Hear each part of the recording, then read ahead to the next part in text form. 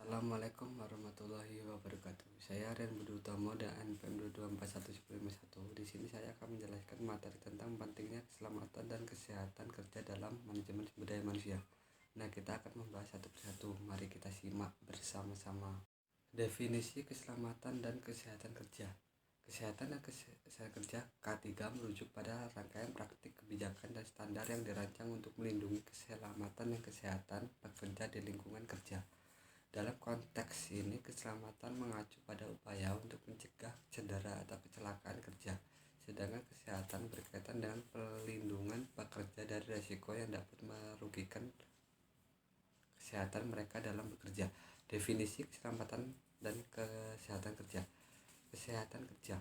Kesehatan kerja adalah serangkaian upaya, kebijakan, dan praktek yang bertujuan untuk mencegah kecelakaan, cedera, atau risiko yang dapat membahayakan keselamatan fisik pekerja di tempat kerja.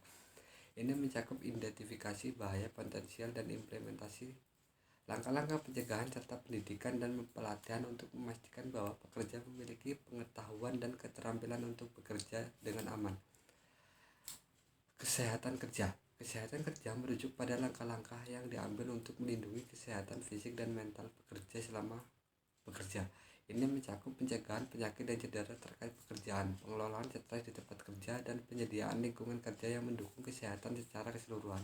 Kesehatan kerja juga melibatkan pemantauan dan pengelolaan faktor-faktor yang dapat memberi keselamatan dan kesehatan kerja, merujuk pada upaya untuk melindungi karyawan dari cedera dan penyakit terkait pekerjaan dengan menciptakan lingkungan kerja yang aman dan sehat.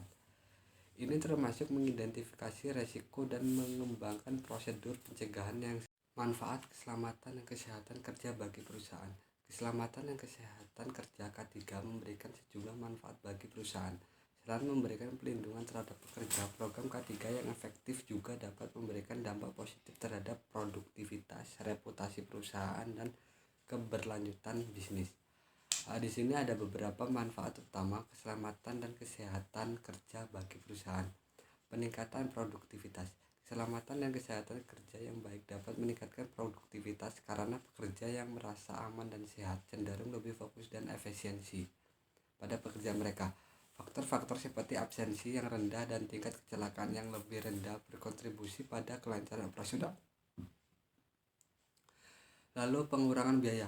Program K3 yang baik dapat membantu mengurangi biaya yang terkait dengan cedera, penyakit, dan kecelakaan kerja. Ini termasuk pengurangan biaya perawatan medis, asuransi, dan pergantian pekerja yang absen ketika cedera atau terkena penyakit saat bekerja.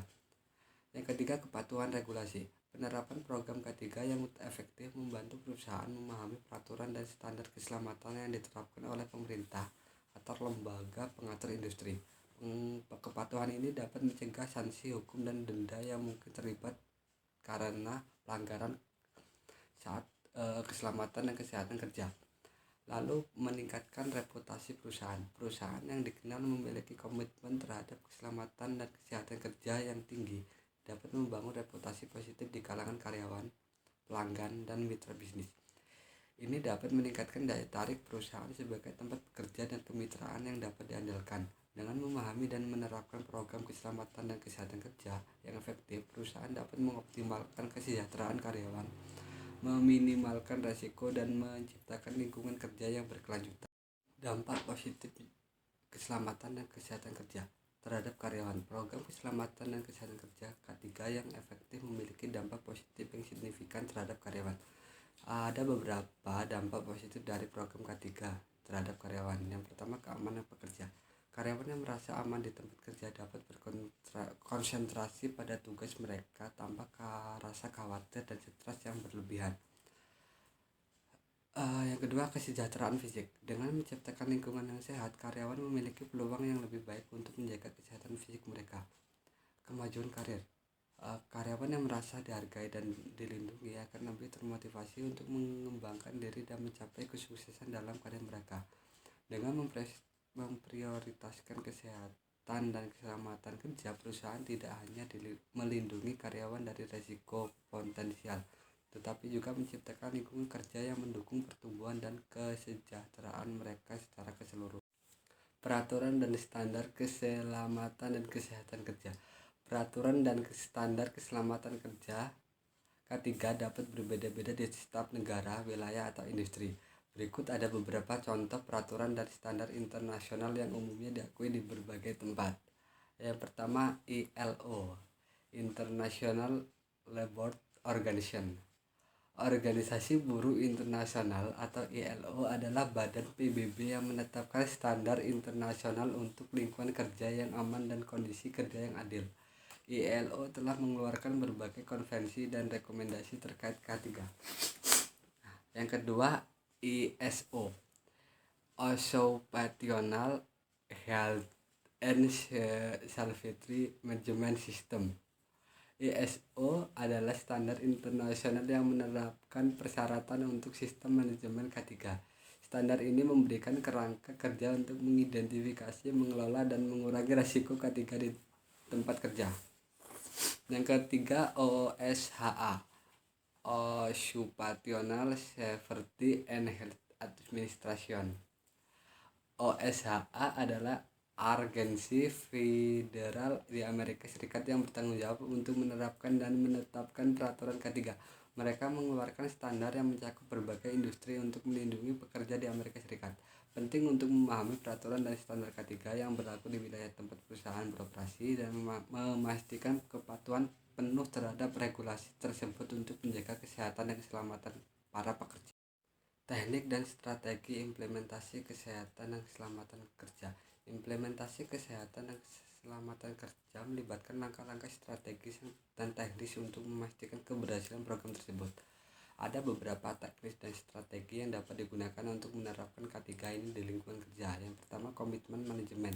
Komitmen manajemen atas implementasi keselamatan dan kesehatan kerja adalah faktor penting dalam menciptakan budaya yang berfokus pada keamanan dan kesehatan.